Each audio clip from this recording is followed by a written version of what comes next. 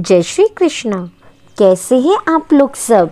आज हम एक ऐसी कहानी जानने जा रहे हैं जिससे हमें दुखों से मुक्ति पाने में बहुत मदद मिलेगी।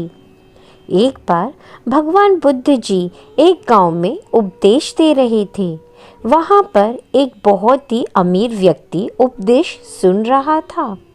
वह भगवान बुद्ध से एक प्रश्न पूछना चाहता था, लेकिन सब लोगों के सामने प्रश्न पूछने में उसे झिझक हो रही थी, क्योंकि उसकी गांव में बहुत प्रतिष्ठा थी, उसका बहुत मान सम्मान था।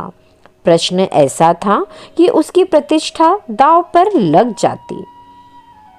उपदेश खत्म होने के बाद जब सब लोग चले गए, तब उसने बुद्ध जी के सामने हाथ जोड़कर प्रश्न पूछा, प्रभु, मेरे पास सब कुछ है, धन, दौलत, प्रतिष्ठा, किसी भी चीज़ की कोई कमी नहीं है, लेकिन मैं खुश नहीं हूँ। खुश रहने का राज क्या है? कृपा कर आप मुझे बताएं। मैं जानना चाहता हूँ कि हमेशा खुश कैसे रहना चाहिए। यह सुनकर भगवान बुद्ध उसे अपने साथ जंगल ले गए और सामने एक बड़े पत्थर को देखकर कहा कि इस पत्थर को उठाकर मेरे साथ चलो। कुछ समय बाद उस व्यक्ति के हाथ में दर्द होने लगा, लेकिन वह चुप रहा। काफी समय बीत जाने के बाद उससे दर्द सहा नहीं गया, तो वह बुद्ध जी से कहने लगा, मेरे हाथ में बहुत दर्द हो रहा है। बुद्ध जी ने कहा, पत्थर नीचे रख दो, और पत्थर नीचे रखते ही उसे राहत महसूस हुई।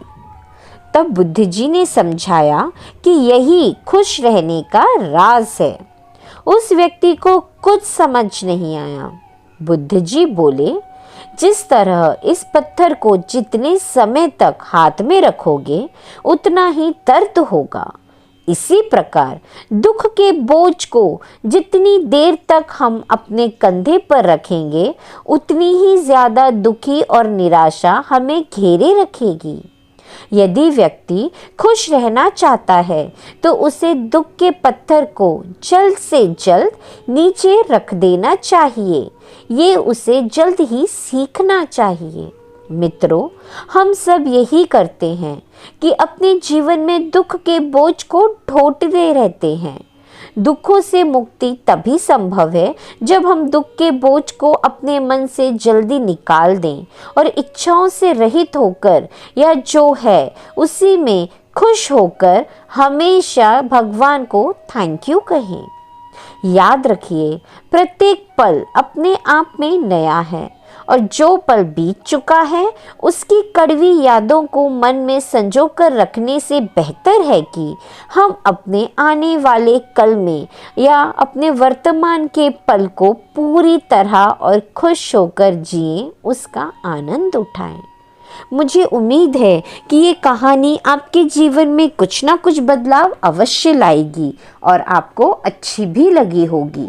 ऐसी ही और कहानियों के लिए मेरे चैनल को लाइक, शेयर और सब्सक्राइब ज़रूर करें और कमेंट्स में ज़रूर बताएं कि ये कहानी आपको कैसी लगी।